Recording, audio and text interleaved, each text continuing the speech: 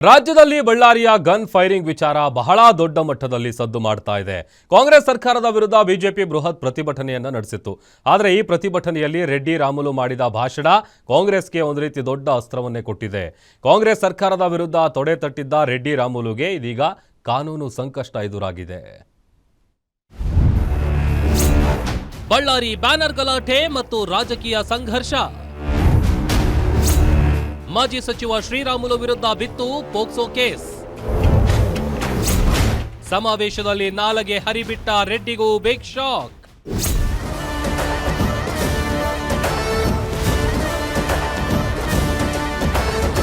Ballari banner ಗಲಾಟೆ, ರಾಜಕೀಯ ಸಂಘರ್ಷ ಮತ್ತೊಂದು ಹಂತಕ್ಕೆ ತಲುಪಿದೆ. ಸರ್ಕಾರದ ವಿರುದ್ಧ ಬೃಹತ್ ಸಮಾವೇಶ ನಡೆಸಿದ್ದ ಕೇಸರಿ ಕಲಿಗಳ ಮೇಲೆ ಇದೀಗ ಕೇಸ್ ಬಿದ್ದಿದೆ. ಸಮಾವೇಶದಲ್ಲಿ ಭಾಷಣ ಮಾಡಿದ್ದ ರೆಡ್ಡಿ ಶ್ರೀರಾಮುಲು ಕಾಂಗ್ರೆಸ್ ಸರ್ಕಾರವನ್ನ ಟೀಕಿಸುವ ಭರದಲ್ಲಿ ದೊಡ್ಡ ಎಡವಟ್ಟು ಮಾಡಿಕೊಂಡಿದ್ದಾರೆ. ರೆಡ್ಡಿ ಡಿಕೆಶಿ ವಿರುದ್ಧ ನಾಲೆಗೆ ಹರಿಬಿಟ್ಟಿದ್ದಾರೆ. ರಾಮುಲು ಇತ್ತೀಚೆಗೆ ದೌರ್ಜನ್ಯಕ್ಕೊಳಗಾಗಿದ್ದ ಅಪ್ರಾಪ್ತ ಬಾಲಕಿಯ ಹೆಸರು, ಆಕೆಯ ಸಮುದಾಯ ಹಾಗೂ ಆಕೆ ಓದುತ್ತಿರುವ ಶಿಕ್ಷಣ ಸಂಸ್ಥೆಯ ಹೆಸರನ್ನ ಬಹಿರಂಗಪಡಿಸಿ ಸಂಕಷ್ಟಕ್ಕೆ ಸಿಲುಕಿದ್ದಾರೆ.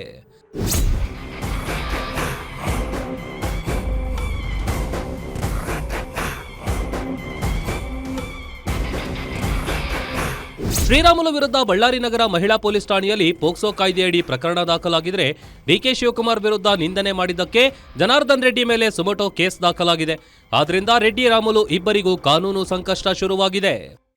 ಡಿಕೆ ಶಿವಕುಮಾರ್ ಅವರು ಅವರ ಸ್ವಂತ ಇಮೇಜ್ಗೋಸ್ಕರ ಅವರು RCB ಕಪ್ ವಿಚಾರದಲ್ಲಿ ಅಲ್ಲಿ 10-12 ಮಂದಿ ಡೆತ್ ಆದರೂ ಕೂಡ ಒಳಗಡೆ ಮೈಕ್ ಇಟ್ಕೊಂಡು ಭಾಷಣ ಮಾಡಿರುವಂಥ ಈ ರಾಜ್ಯದ ಉಪಮುಖ್ಯಮಂತ್ರಿ ಡಿಕೆ ಶಿವಕುಮಾರ್ ಅವರು ಒಬ್ಬ ಶಾಸಕನ ಮೇಲೆ ಇವತ್ತು ಗುಂಡಿನ ದಾಳಿ ನಡೆಸಿ ಮನೆ ಮೇಲೆ ಪೆಟ್ರೋಲ್ ಬಾಂಬ್ಗಳು ಎಸೆತಾಗ ಒಬ್ಬ ನಿಮ್ಮ ಕಾಂಗ್ರೆಸ್ ಕಾರ್ಯಕರ್ತ ಡೆತ್ ಆಗಿದ್ದರೂ ಕೂಡ ಜನಾರ್ದನ್ ರೆಡ್ಡಿಗೆ ಸೆಕ್ಯೂರಿಟಿ ಅಮೆರಿಕ, ಜಪಾನ್, ಚೈನಾದಿಂದ ತರಿಸ್ಕೊಳ್ಳಿ ಅಂತ ಹೇಳ್ತಾ ಇರುವಂಥ ಡಿಕೆ ಶಿವಕುಮಾರಿಂದ ಮನೆ ಮುತ್ತಿಗೆಗಳು ಇಂಥವೆಲ್ಲವುದನ್ನು ಕೂಡ ನಿರೀಕ್ಷೆ ಮಾಡದೆ ಇನ್ನೇನು ನಾವು ನಿರೀಕ್ಷೆ ಮಾಡಲಿಕ್ಕೆ ಸಾಧ್ಯ.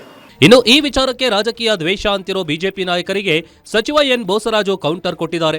ಸರ್ಕಾರದ ಆಡಳಿತವನ್ನ ಟೀಕೆ ಮಾಡಬೇಕು, ಆದರೆ ಏನು ಮಾತನಾಡುತ್ತಿದ್ದೇನೆ ಅನ್ನೋದನ್ನ ಗಮನದಲ್ಲಿ ಇಟ್ಕೊಂಡು ಮಾತನಾಡ್ಲಿ. ಅದನ್ನ ಬಿಟ್ಟು ವೀರಾವೇಶದಿಂದ ಮಾತನಾಡಿ ಆ ಸಂತ್ರಸ್ತ ಕುಟುಂಬವನ್ನ ಸಂಕಷ್ಟಕ್ಕೆ ಸಿಲುಕಿಸೋದು ಎಷ್ಟು ಸರಿ ಅಂತ ಕಿಡಿಕಾರಿದ್ದಾರೆ. ಸಹಜವಾಗಿ ಅವರು ವಿರೋಧ ಪಕ್ಷದಲ್ಲಿ ಇರೋದ್ರಿಂದ ಸರ್ಕಾರ ಮಾಡಿರ್ತಕ್ಕಂಥದ್ದನ್ನು ಕ್ರಿಟಿಸೈಸ್ ಮಾಡೋದೇ ಅವರ ಪ್ರಯತ್ನ ಇರ್ತದೆ. ಆದರೆ ಈಗ 17ನೇ ತಾರೀಕು ಏನು ಬಳ್ಳಾರಿಯಲ್ಲಿ ನಡೆದಿರ್ತಕ್ಕಂಥ ಅವರ ಸಮಾವೇಶದಲ್ಲಿ ಶ್ರೀಮಾನ್ ರಾಮುಲು ಅವರು ಮಂತ್ರಿಯಾಗಿ ಕೆಲಸ ಮಾಡಿ 3-4 ಬಾರಿಗೆ MLA ಆಗಿರ್ತಕ್ಕಂಥವ್ರು ಏನೇ ಮಾತಾಡಬೇಕಾದ್ರೆ ಯಾವ ವಿಷಯದ ಬಗ್ಗೆ ಮಾತಾಡಬೇಕು, ಯಾವ ವಿಷಯದ ಬಗ್ಗೆ ಮಾತನಾಡಬಾರ್ದು ಎಂಬುದು ಅವರು ತಿಳ್ಕೊಂಡು ಮಾತಾಡಬೇಕಾಗಿತ್ತು. ಇವತ್ತು ಅವರು ಮಾತಾಡಿರೋದ್ರಿಂದ ವೀರಾವೇಶದಿಂದ ಮಾತಾಡಿರೋದ್ರಿಂದ ಇವತ್ತು ಇಡೀ ಆ ಹುಡುಗಿನ ಕುಟುಂಬದ ಪರಿಸ್ಥಿತಿ ಇವತ್ತು ಏನಾಗ್ತದೆ. ಒಟ್ಟಾರೆ ರಾಜ್ಯ ಸರ್ಕಾರದ ವಿರುದ್ಧ ಬಿಜೆಪಿ ದೊಡ್ಡ ಮಟ್ಟದ ಹೋರಾಟವನ್ನೇನೋ ನಡೆಸಿ ವಾಗ್ದಾಳಿ ನಡೆಸಿದೆ. ಆದರೆ ಇದೇ ಸಂದರ್ಭದಲ್ಲಿ ಜನಾರ್ದನ ರೆಡ್ಡಿ ರಾಮುಲು ಮಾಡಿದ ಭಾಷಣ ಕಾಂಗ್ರೆಸ್ಗೆ ದೊಡ್ಡ ಅಸ್ತ್ರವನ್ನೇ ನೀಡಿದೆ.